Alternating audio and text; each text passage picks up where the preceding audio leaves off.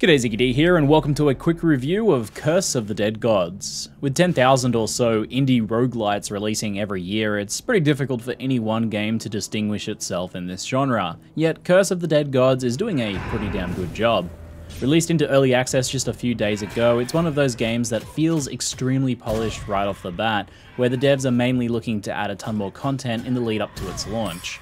Curse of the Dead Gods sees you trapped in a dark and deadly Aztec temple filled with all manner of traps, trials, and monsters.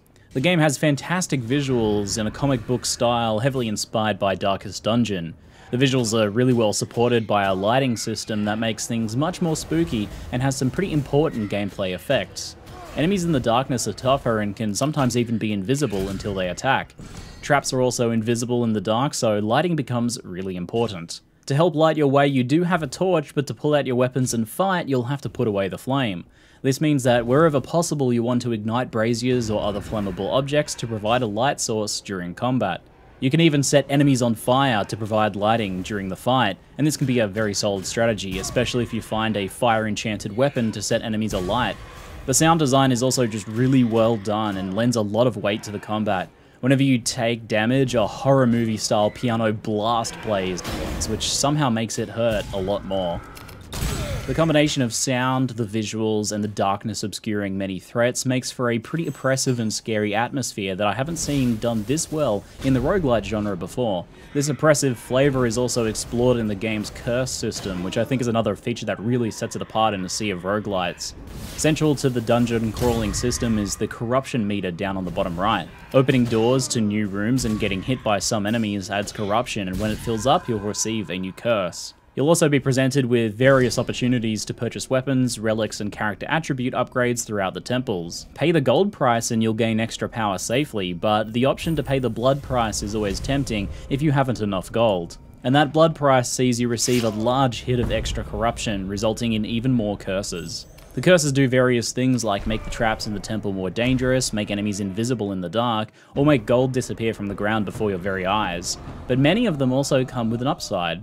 Extra explosive traps, for example, can be used to kill enemies, and the cursed gold piles are more lucrative than normal ones. The temptation to take more curses in exchange for powerful relics and weapons is very strong, and sometimes you'll even combine curse effects with your build in powerful ways.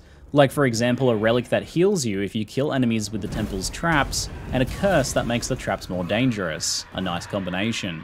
However, get too greedy and hit that 5th curse and your actual life will start to decay rapidly. The game features a Slay the Spire style temple map, so you can plan your route through rooms that each have specific rewards, be it gold, relics, weapons, or other character upgrades. With this, you can adjust your strategy to seek relics that deal with a corruption meter run wild, or seek stronger weapons to face the next boss.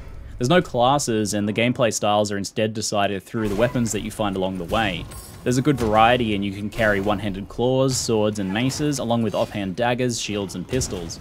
Two-handers that you can also carry range from spears, bows, boss-slaying swords, and heavy maces that can break down cracked walls to reveal extra secrets.